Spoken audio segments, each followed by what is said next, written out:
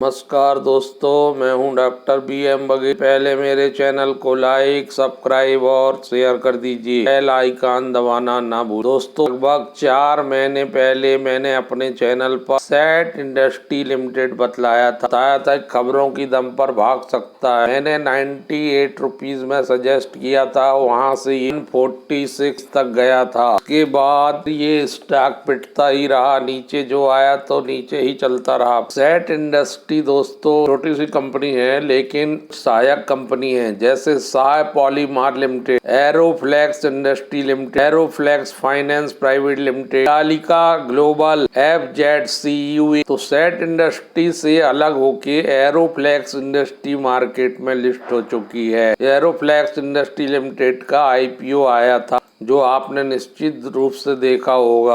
इस IPO के आने से सेट इंडस्ट्री को फायदा हुआ है, क्योंकि सब्सिडरीज में उनका एक बड़ा हिस्सा था। एरोफ्लेक्स का मार्केट वैल्यू चल रही है 156 रुपये 80 पैसे प्रति शेयर, जबकि सेट इंडस्ट्री जो पेरेंट ऑर्गेनाइजेशन है उसकी कीमत चल रही मात्र 106 रुपये। इसने 6 महीने में 37%, 38%, एक साल में 66%। इस कंपनी में 15 एम्प्लॉय के आसपास है। 1984 में कंपनी बनी। कंपनी का रिजल्ट बहुत अच्छा आया है और आज स्टॉक में ब्रेकआउट देखने को मिला है। आज स्टॉक लगभग 8% भागा। सितंबर क्वार्टर की रेवेन्यू है वो 137 करोड़ आई है। अदर इनकम जो है 187 करोड़, ऐसा कुल इनकम हो गई 323.61 करोड़। पिछले क्वार्टर में रेवेन्यू थी 129 करोड़ और अदर इनकम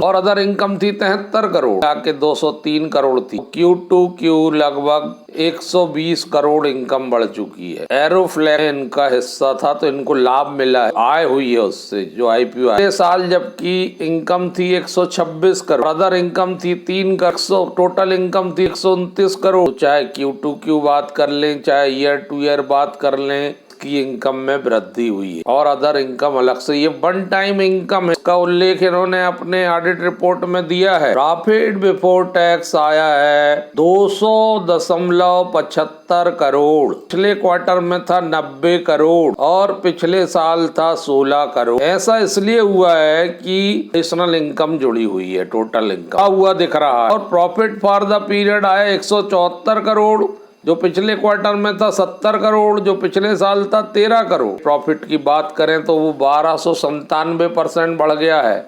ऐसा इसलिए हुआ है कि एडिशनल इनकम, एक्स्ट्रा इनकम पहले से जुड़ के आ रही है, जो नेट प्रॉफिट को, प्रॉफिट बिफोर टैक्स को प्रभावित कर रही है। EPS भी बढ़ के एकदम से 15 रुपये 46 पैसे हो गए। उसका एकमात्र कारण है, रिजल्ट में दिखाया गया है अदर इनकम। तो EPS भी 1210% आ गया है। नेट प्रॉफिट का मार्जिन 127%, 28% हो गया, जो 1186% ज्यादा है ईयर टू। बाकी वैसे भी अगर अदर इनकम को भी अलग रख दे तो भी रिजल्ट अच्छा है। तो मैं समझता हूं कि अब ये स्टॉक आगे आपको दिखना चाहिए। स्मॉल कैप कंपनी है, B ग्रुप में आती है, आयरन एंड स्टील के प्रोडक्ट बनाती है। मात्र PE 5 के मल्टीपल में, प्राइस बुक वैल्यू 3.51 की है और गजब की रिटर्न ऑन इक्विटी है 66 की। इस वैल्यू 2 रुपये का है। 1200 करोड़ का मार्केट कैप है। 52 वीक हाई 145-46 रुपये है और 52 वीक का लो 54 रुपये है। तो ये गिरावट से उभर चुका है ये स्टॉक। लॉन्ग टर्म प्रॉस्पेक्ट से देखना चाहिए और जिन्होंने रखा है उनको घबराने की आवश्यकता नहीं है। SC में लिस्टिंग की डेट 11/6/1985 है इस स्टॉक की। महाराष्ट्र मुंबई में इसका रजिस्टर्ड कार्यालय है। 15 पैसे मात्र डिविडेंड दिया इनने 15 नवंबर 2023 को।